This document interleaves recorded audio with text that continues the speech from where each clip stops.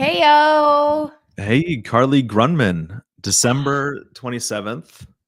Merry Christmas, Happy Holidays, Happy Hanukkah, Happy Kwanzaa, Happy everything, Mike Jackson. all of those sorts of things. I love it. How are you? I'm fantastic. It's funny. I think the Christmas break, especially the time between Christmas and New Year's, really gives me a time to kind of sit down and reflect on what my year previously has been, Yes. and then what I want 2025 to look like. Do you do the same thing? Yes. I was just doing that last night. And so I know that in speaking with you personally, you were saying that you have some big things going on in 2025. What are those things? I have some exciting things. I'm going to launch my wheel estate, which is the RV situation. How to monetize Subto RVs or your RV to make a bunch of money on them. So It also has the best name in mentorships, Wheel Estate. I think it's Wheel amazing. estate. It's like taking real estate ideas and putting them on wheels. It's the corniest situation ever, but I love it. Yeah, if you can't figure it out, you're probably not meant to be in the mentorship, but Probably not. it makes perfect sense. Now, does this apply to cars as well? Yes. So if someone wanted to buy a car sub 2, what would they do with that? Would they use it as a personal or would they rent it out? Have you seen various ways of doing business that way? Various ways, yes. But unlike real estate, vehicles and RVs are a depreciating asset. Mhm. So whenever I sell someone a sub-2 vehicle, I'm like, listen, you're going to have to pay this off at some point. You're probably going to be upside down. That's why it's being sold this way, because if they could sell it regularly, they would probably. And so it's smart if you're buying one to use it for its highest and best use and make a lot of money. So just out of curiosity, let's kind of dive into this for a second because I'm curious more than anything else. Let's say I sell a car sub 2. Okay. What are the things that I would have to kind of be aware of that might be different from selling a house sub 2? That's a good question. License and registration. So that is a state by state thing. Houses, it's a federal thing. So you go through title, all that stuff. License and registration is a state thing. So every state is different. So that's a huge difference. And you can't, in houses, you get the deed in your name, and you do not do that with RVs for most states. So What about, so you mentioned before that compared to a house, a car is a depreciating asset. So it's right. not necessarily like, hey, I want to keep this thing forever, pay it off, and I'm going to make all this money over the course of time. It's more of how can I make money off this car today, right? Yeah. And so when it comes to that purchase, are there things that from the seller's standpoint that you want to make sure are in place all the time, like insurance or registration or anything else like that? Yes. Insurance works the same as Subto. So the seller has to be as an interested party on there. And registration, it depends state by state. I think in Texas, where you are, you can actually register it. But most states, you have to keep the license and registration, which can be a mess. Because my first one that I did in Boise, I went to the DMV, you do it. And I'm like, I just want everything to this address. So like speeding tickets or, whatever you get for the RV or registration stuff, just send it to me. They moved everything over there and they sent her new driver's license to me. There's like stuff that's like lesson learned. You gotta be like, do not send me everything. I just want the stuff for the RV. Well, look, what you're doing though, I think is sub 2's become super popular, right? It has, yeah. And now taking that model and moving that to cars it's not nearly as popular, or there aren't as many people who are doing that quite yet. And so this is blue ocean for you, right? You're trying to figure it out as you go. Yeah. When I thank God I have Pace and Molly. I was literally in Idaho at the DMVs being like, they told me to go take a hike. What do I do now? And Molly's like, okay, go to a different DMV, try this thing. Like I literally have Molly on the phone telling. So we're all just figuring. She's like, you're a guinea pig for this. We're all figuring this out together. So Yeah, it really is a blue ocean. What happens if I sell a car to somebody and they don't pay? What's my recourse? Same thing as a house. It's all Just take mirror it back? wrapped. So you can go back and you can go after them the same way the bank can go after you. Mhm. And I have learned my first Subto trailer did not pay for 2 months. And that is part of the reason I am such a stickler on checking my buyers, because I'm like, I'll deal with this when they come back to the wholesale. I'm happy to, but I do not want that to even be an issue. And so Well, it's almost as if you teed up this conversation with that. I appreciate I that. think you did. In maybe a roundabout sort of way, but the whole idea behind this conversation, the reason I wanted to talk to you is to talk about how we can sell Subto deals, how we can buy Subto deals, cars or houses safely, right? And It's so important. it's so important. And I think it's one thing that's really overlooked. I think a lot of people look at, yeah, I want to do Subto. Subto is the popular thing. I want to follow pace. I want to do all these things. Yeah. But until you actually do a couple and then you realize what possibly could happen as a result of that sale, not before that do you really figure out, how you want to adjust it to make sure it's safe for not just yourself, but I think more importantly for the seller, right?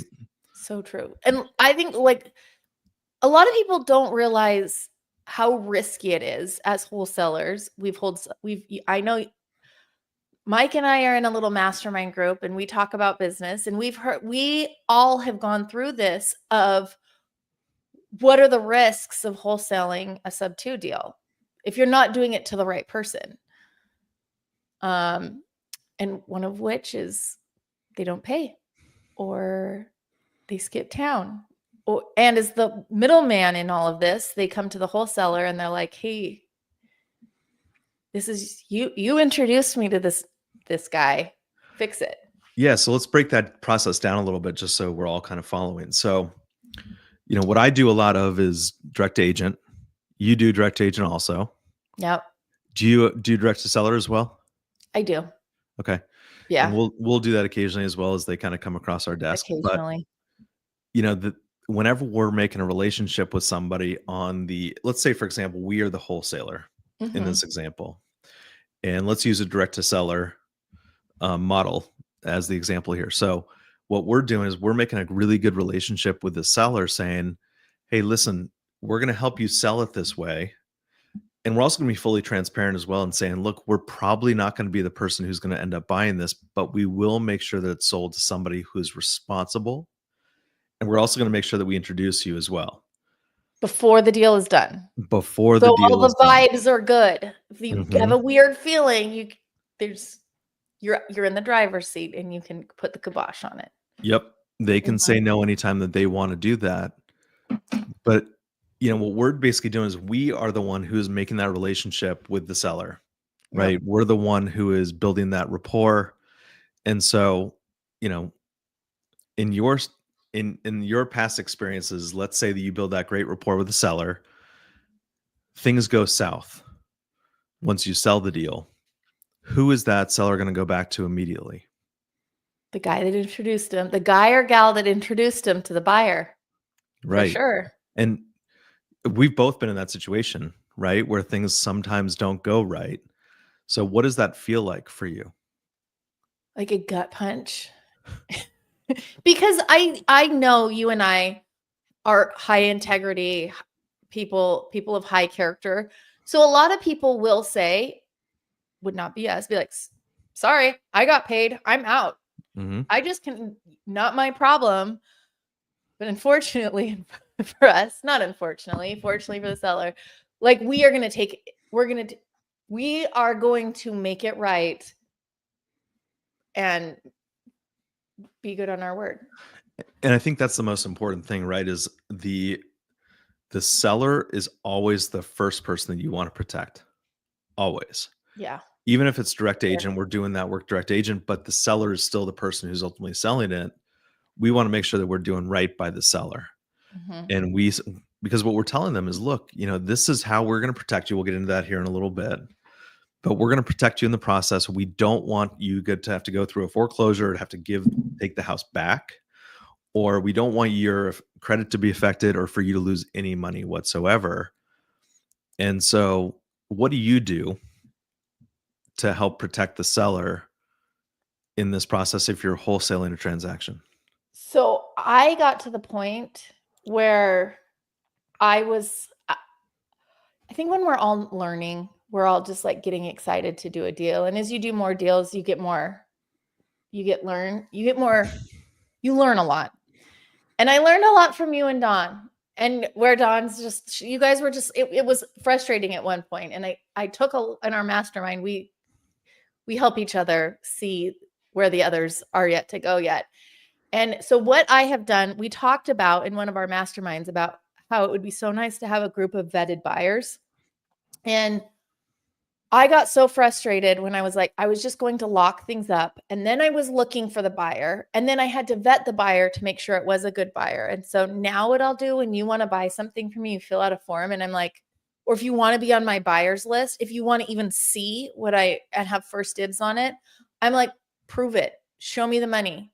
Show me the proof of funds. And I'm not saying you need to go out and find a gator or find private money lender. Like, you have the money or your business partner has the money, and I see your partnership and I can tell a fake proof of funds so easily. I can see right through a fake one. And speaking of proof of funds, don't do that. No, because that's it's first of all illegal. It's fraud. And recently there have been issues with people who are giving away or who are providing fake proof of funds. So don't do that. So yeah. Okay, so you figure out if they can actually afford the property before I even talk to them. Yeah. Before you even waste my time. And this one guy, he did waste my time on one here in Tacoma. And I'm like, and he came back for another, and I'm like, let me have a proof of funds of it. And he's like, well, I don't even know if I want it. That's just crazy. And I'm like, then you're not the buyer. Like, I'm not messing with you. I'm not messing with people that want to just kick tires and string me along and open escrow and, beat me and waste time. My time and the seller's time. And I owe something to the seller to make sure that whoever I connect them with, they're going to perform. So not only do I want proof of funds, but I want 3 to 6 months of reserves. Like, poop will hit the fan on day one. It will. Right. It will. And you need to be prepared for that worst case scenario. Okay. So you definitely make sure that they have the money. And it's real money. It's real money. And when they close, you also want to make sure that they have 3 to 6 months worth of reserves. So are you just checking bank statements to make sure that they have that in a bank account?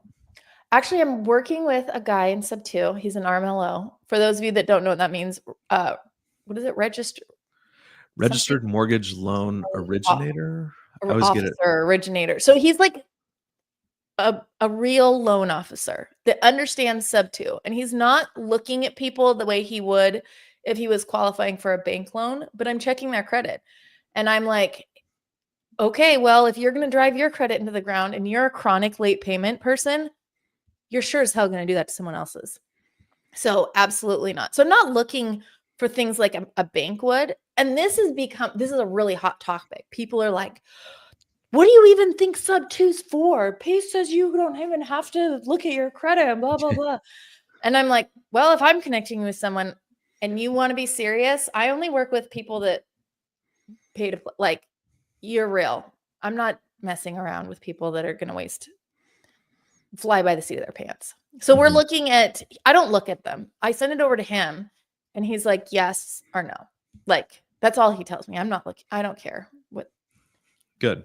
Well, look, I think that what you're doing is very different than what 99% of the wholesaling Sub-2 population is doing. I think so. Yeah. And I think it's freaking great. And I hope that I fit into that 1% as well when we're wholesaling deals, because I make sure, first of all, that the deal is structured correctly so that the sellers are protected. Yep. And then I make sure that if I am selling it, that first of all, the seller is aware the whole entire time. Transparency. Yep. 1,000%. Yes. And, imagine it this way. Imagine if you were calling a seller who is also hearing from a ton of other Sub-2 wholesalers, but you're Yeah. the one who's saying, "Look, I'm gonna be perfectly honest with you. I'm probably not gonna be the buyer on this, and most of the people you're talking to also are not gonna be the buyer on it." Do you think that's gonna open that person's eyes a little bit? Yeah. Right, and it's also gonna kind of plant that seed in them, a little bit of doubt, right? Is this person gonna be the person who's gonna buy it or not?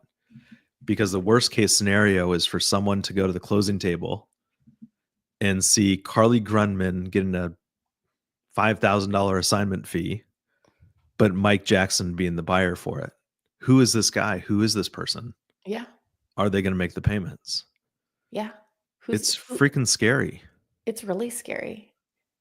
Yeah. And I think a lot of people when they do Subto, it is somebody's last option and they might be desperate. Like, I've tried to sell it on the market. I'm going into foreclosure. I need to do something to save my butt. And I think it's also, I was just talking to a gal the other day for an RV, and her husband had just died unexpectedly from a heart attack. He's usually the one that handles everything. And she's like, I was like, listen, she was so nervous. And I'm like, don't do this. Like, you need to be in the driver's. I almost talk people out of it, Mhm. the sellers, because I'm like, you need to be really, really ready to do it. And I just talked to her and I was like, listen, you can be in the driver's seat. You can meet anybody, ask me any questions. And I think it's really also important. You're building that rapport, and I feel like wholesalers can have a majority of have a bad rep. And I think it's important to make sure, one, that they don't have seller's remorse, and two, you're connecting with someone that's a legit person. But I think they have a bad reputation for the most part for a good reason. It's because Yeah. what they're doing is they're basically selling paper without the seller knowing, and it's one thing to do it for cash. One thing completely. So what if there's no risk involved in cash, right? I don't think. None. The seller still gets None. the money that they agreed on, Yeah. right? Who cares if I make 5 or $10,000 in the middle of that and I sell it to somebody else? But when it comes to somebody's credit and somebody's credit reputation, Yeah. that's a really important thing to take into account and to be super, super careful with. Yeah. And, you know, it's interesting because I think that I don't know about your experience. I'm curious what it is. When we sell our sub two deals, what I've realized is that we're not making as much money on assignment fees as we would for cash, Mhm. but we carry a whole lot more risk. Yes. We carry a lot of risk, even if we're out of the deal, because who do they come to? They're like, can you go talk to, and I was even talking to you guys on our mastermind. I'm like, should I have like a hold harmless thing just to protect me legally? But at the same time, I'm going to also, no matter what, do whatever I can. Because I know, wasn't there a case where you guys went above and beyond on one of them, didn't you? Just to protect your seller? Yeah, we've done it a few times. We've spent more money after the fact just to make sure that the seller gets either paid off. If like for example, I think one of the situations that we've run into is where we've sold it to somebody and that investor has ended up selling it again, but there was a shortage. They sold it for a little bit less than what Oh my they thought gosh. that they could sell it for, and so the seller had a seller finance note there that we made up the difference for.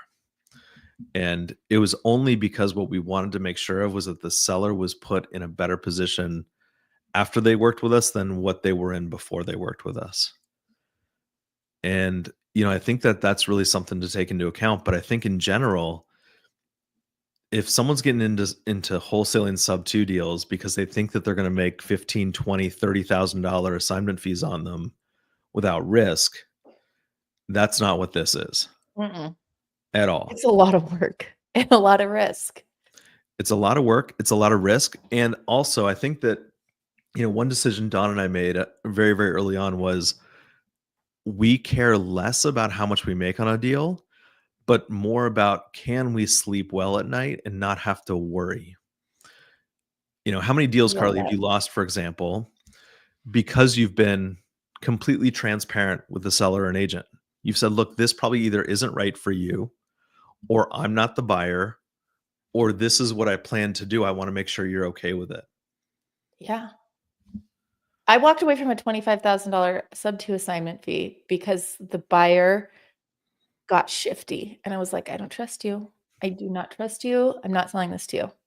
And really, I could not turn a blind eye and be like, go on, take it, but I can't sleep well at night if I'm not that. I know. I think one thing that I've realized, and you and I have both done a lot of these wholesale deals, is I want to make sure that at the closing table, I've done right by the seller, and I've Yes. also given a good deal to the person who buys it. Yes, everyone wins. Yep. And that's one thing that we also have to take into account too is what is the buyer's exit strategy going to be? Is it going to be a wrap or a long-term hold or a midterm rental? What exactly is that? Because, the rent rate, the monthly payment, their exit all has to line up for it to make sense. Yeah. And if you think that you're going to buy a Subto and long-term rent it, where the cash flow, for example, is a negative 500, is that a good deal? Probably not, right? Yeah. Sometimes maybe, but not all the time. So these are the sorts of things that you have to take into account. What other things do you do to help protect the seller in a Subto transaction? I think the biggest things is I'm looking at their credit. I'm looking at their proof of funds. I am also being like, how are you making money on this? What is your experience? Like, it's kind of like when you hire a doctor, you're just like, but like if you were to hire like a hospital hires a doctor, you have something really important. These guys would have somebody's life in their hand. And while we don't have lives in our hand, you have to go and look and be like, did you get this education? Did you pass this? Do you understand this? Do you have good? I feel like it's very similar to vetting somebody like an ER, somebody that might have someone's life in their hands, and no, there's nobody's life in their hand, but there's credit in their hands. And if you screw up someone's credit, it takes them 7 years minimum to get it. It's a 7-year mistake. What about this analogy? Let's say, for example, God forbid that you have to go in for a bypass, a quadruple bypass. Yeah. Do you want to go to somebody who has just gotten out of doctor school, medical school, or do you want to go to someone who has experience and who's done a lot of these successfully? Yes. I want the guy that has been there doing them for or 10 gal plus years, or gal, whatever it is, whatever they are. I want them to have more experience. I don't want them fresh off of residency operating on a banana. It always reminds me of that. Do you ever see the movie Tin Cup? Yeah. Oh my God. Yeah. It's been a minute. Yeah. I know, right? Do you know that riddle in Tin Cup where he goes, okay, a father and a son get in a car accident. They're taken to separate hospitals. The doctor who starts to operate on the son looks at the kid and says, I'm sorry, I can't operate on this kid. He's my son. I don't remember this part. It's been a hot minute since I've seen it. It's because the kid's mom is the doctor. Okay. It's the whole idea, but anyway. Yeah. Totally separate issue. No. One thing that we do is in the structuring of the deal process, first of all, we have to make sure it makes sense, right? Does it make sense for me to give a seller $50,000 on a $100,000 property? Right. No, it just doesn't. It's better for me just to go get a bank loan where I put 5 to 20% down, for example. Yep. So we first of all make sure it makes sense, but secondly, what we do is we also make sure that the seller has a promissory note and a deed of trust, and that is their protection, right? Mm-hmm. So let's say, for example, that a seller has a loan with Bank of America. If we buy it Subto, then we're in second position, and so the promissory note and the deed of trust very strictly outline what the repercussions are for us if we miss a payment and what their recourse is if we do. Exactly. And I think that a lot of people miss just that most simplistic part is let's outline what happens in the worst case scenario. Let's talk about that. Don't avoid the hard conversations. I think a lot of people do that. Have you seen that too? Yes. Yes. And one of my biggest pet peeves is people that are brand new to this. They're like, oh, this is another thing that kind of goes hand in hand with that. They're somewhere, someone said, oh, after a servicing company pays it for a year, then it just magically falls off your credit. Right. I will never say that. I'm like, listen, they say it will. I have no proof. I cannot guarantee it. Some people say it will, but I'm not going to tell you to bank on that. I think that's another thing. It's like, have those hard conversations. Don't skiff over, oh, it'll just fall off after a year. Oh, they'll pay. It doesn't matter if they're going to default. Hmm. You know, I think what we should all do is kind of switch over to that side of the fence, right? Let's Right. just all be perfectly honest with sellers. Like, let's stop pretending like there's no risk here. There's a lot. Yeah. There's a lot of risk for everyone, right? But what the seller has to do is figure out who can they work with, who they trust the most, who has a game plan in place to protect them. Who has their best interest in heart, not just Exactly a right. check at the end of closing. Exactly right.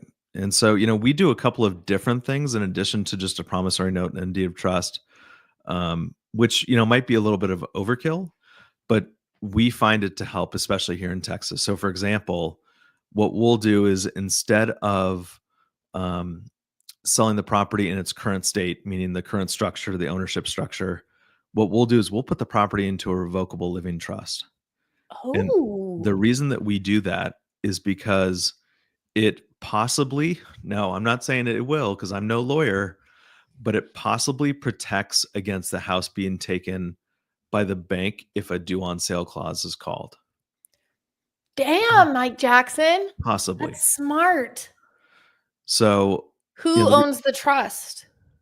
well, it's always a little bit tricky, and that's kind of what we have to work with the seller on. Yeah. But the way that we pitch it, the way that a lot of us pitch selling sub twos or buying sub twos is we will pay for all of the closing costs, right?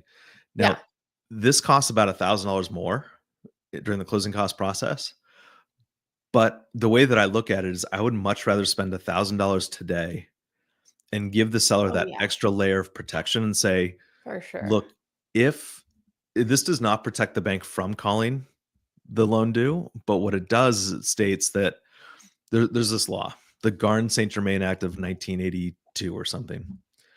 And basically what it says is that if a property is in a trust, a bank cannot take the property back if the due on sale clause is called.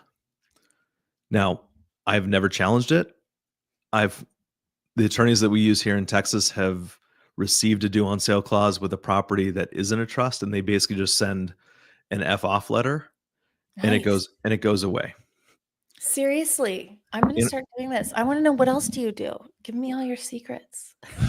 okay, so it's like I'm ASMR. taking notes now. Okay. I am going to start that.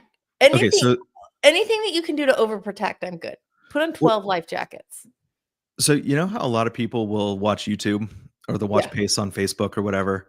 They're not in sub two, but they'll just kind of watch and they think that they can kind of piece everything together. You know, I've been there too. Trust me. Trust me, I've Yeah, been there too. yeah, I know it. I can figure We this stuff out. we all start that way, Yep. and then we get humbled. We get humbled very, very quickly. We do. Um, okay, so the due on, or sorry, the deed of trust and the promissory note, we provide that protection to the seller because what I've seen recently, especially here in Texas, and again, this is just in Texas, is that if a seller receives a performance deed or a deed in lieu of foreclosure, those aren't holding up the same way that a deed of trust and a promissory note would. So a lot of the times, if you were talking to a seller and saying, hey, your protection is a performance deed or a deed in lieu of foreclosure, sometimes that's fully protective. Sometimes. But not in Texas. I know it's not in Texas, right? Because I Yeah. just learned that in a Texas deal. Yep. Exactly. So what we want to do with that promissory note and the deed of trust, like we talked about before, is very clearly state what happens in the event of default. Mhm. And then in Texas, because we can foreclose here so quickly, that's the recourse for the seller.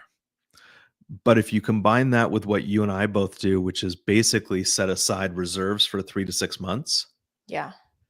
because there's still a mortgage that has to be paid, the seller isn't necessarily losing money on that transaction, Yeah. right? So if the mortgage is behind by 2 months, then there's those reserves to make sure that that mortgage is paid. Yep. So that's one layer of protection that we offer. The other thing that I make sure we do here is that we service the note. And it's not just because I want to make sure the mortgage is paid necessarily. It's because I want to make sure that the communication is in place, Yeah.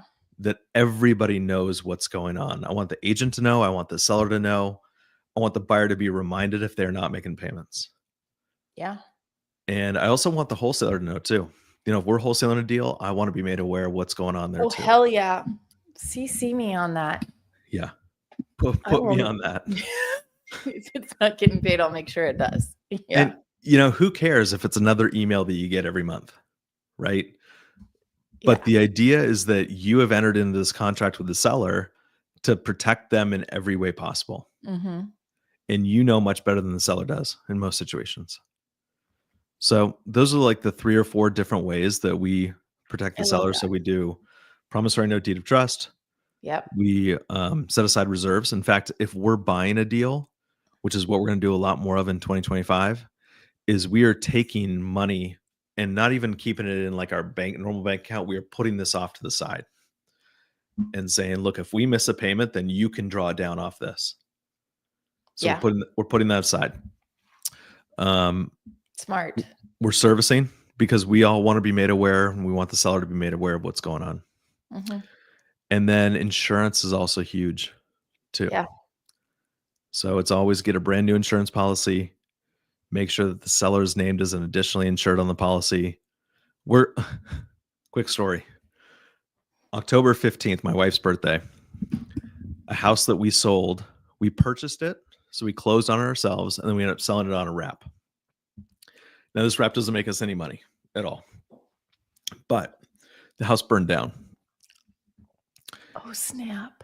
So what we're working through right now is this whole insurance situation where we have an assignment of insurance proceeds from the seller that we bought it from. We also gave the same to the buyer. But the problem is that the seller's mortgage company has to be a named insured on the insurance check of $115,000 Wait, say that again. The insurance company has to be named because they still have a mortgage in place. Yeah. So they're on the check Yeah. as one of the insured, but so are we. And so how do we distribute these funds to the buyer? Yeah. Meaning, think about this for a second. Let's say, for example, that I end up just signing that $115,000 over to that buyer. He can do one of 2 things.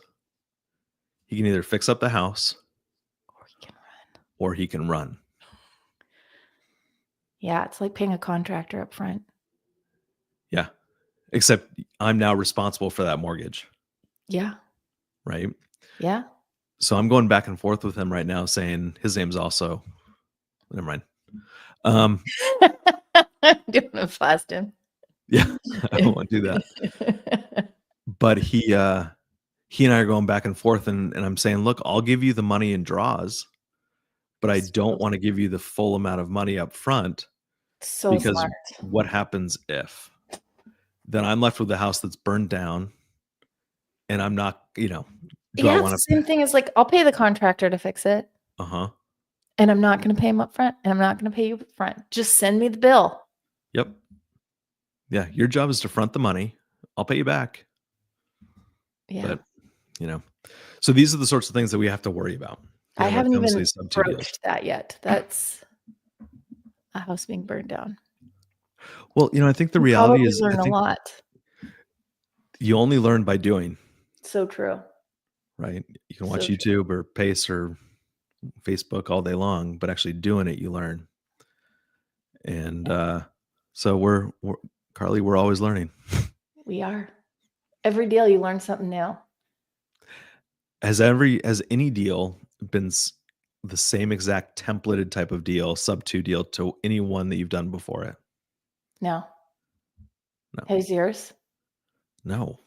It's so funny when people are like, "Can you help me with this deal at Subto?" And It's I'm super like, easy. There's a lot of variables here. There's so much that's what's so good about creative. There's so many levers that you can pull and push money over, and none of them are the same. Mm-mm. They're like fingerprints. No, They're all different.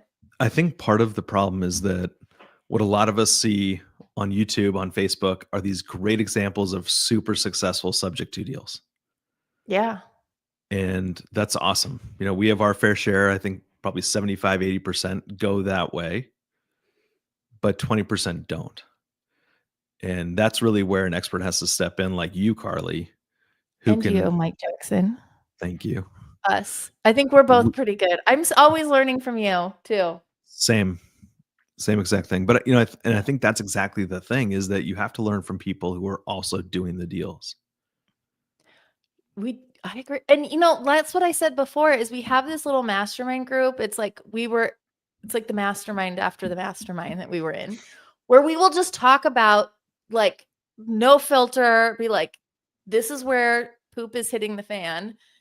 And I learned a lot from you guys when you guys had to make good on a seller that probably I took a lot from that. And I think that's so valuable. And I hope I've been able to help you guys. But I think also understanding that we can't do this alone. We have how many people in this, and we all have our own individual businesses. There's Mike and Don and Milanaz. We all have our own businesses, but someone will be like, oh, I know, I can help you with this. So and we're all completely honest and open and being like, this is where I need help. This is not going, we're falling off the rails here. And I think it's important to understand you cannot do this alone. You can't do any of it alone. I mean, look, you can. I'm a recovering lone wolf. Let me tell you, you cannot do anything alone. It's super easy to think that way, though, right? It's, hey, I want to make the full assignment fee here. And, it happens in our challenges, like we've talked about before, where people want more than what is really deserved, right? And I think what's deserved in the situations that we do, which is the wholesaling of Subto deals, if we do a deal right in full transparency, then we deserve our fair share of that deal. For sure. But we have to sell it to someone who is responsible, and we have to structure it in a way that makes the seller protected.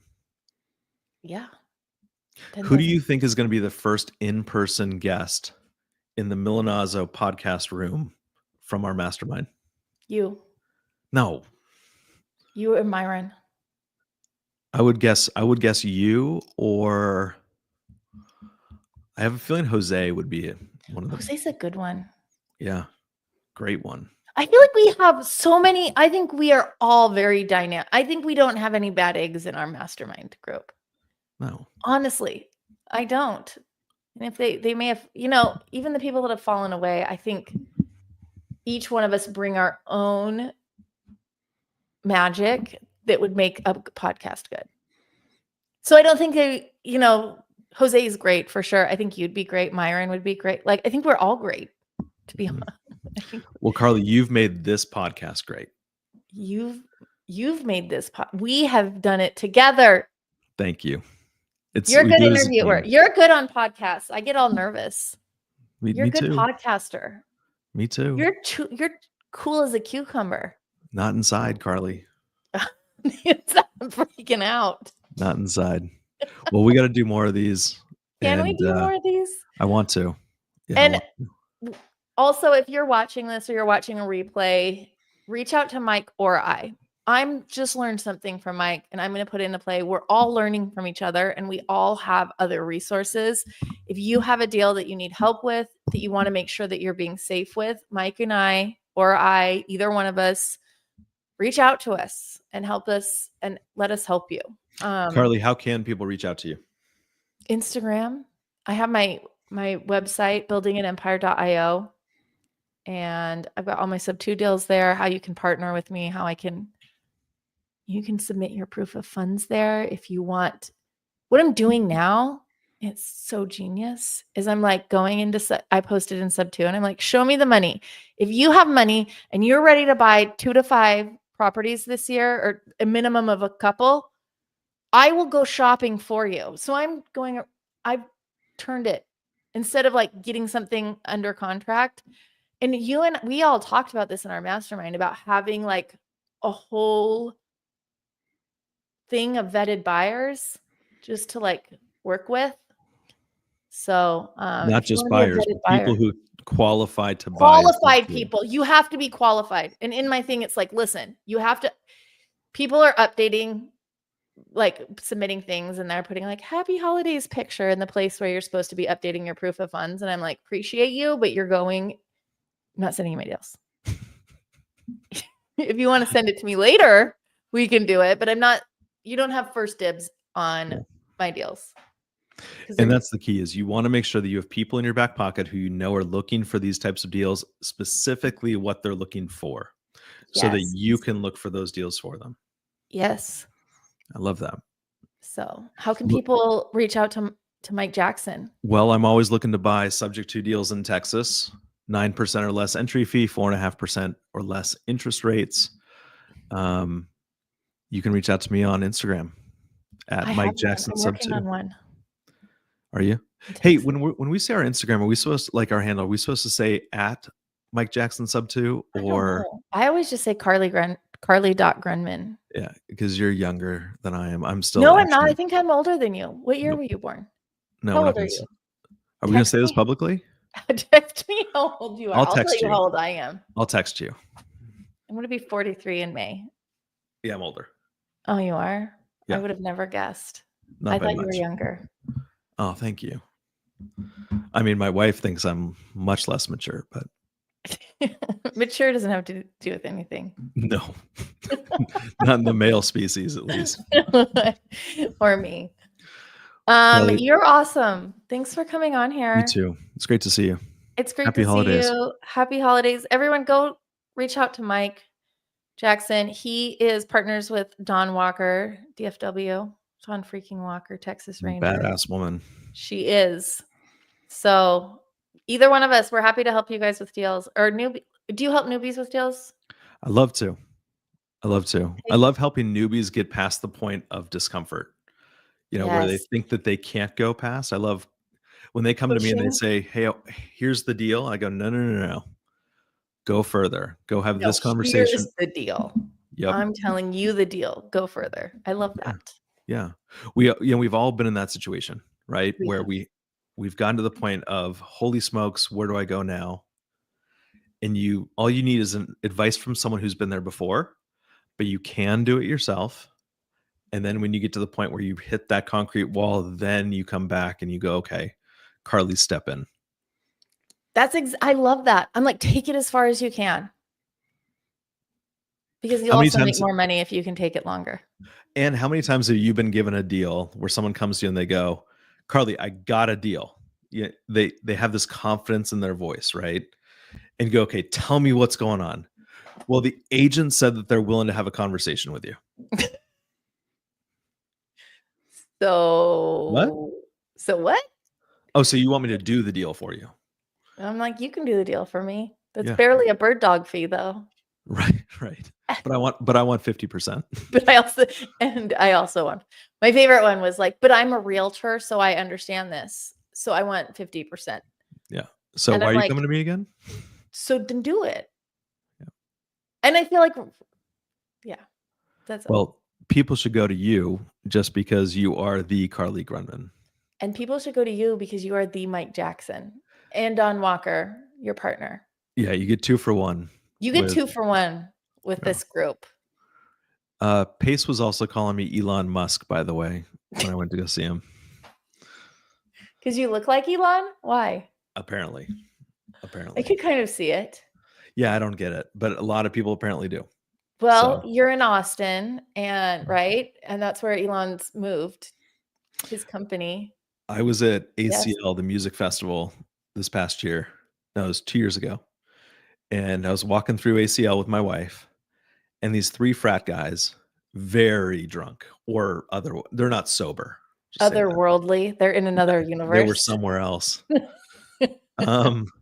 They stopped me in the middle of like 1,000 people. Elon Musk, he's right here. Everybody. You shouldn't tell me that. I'm going to take that and run with it.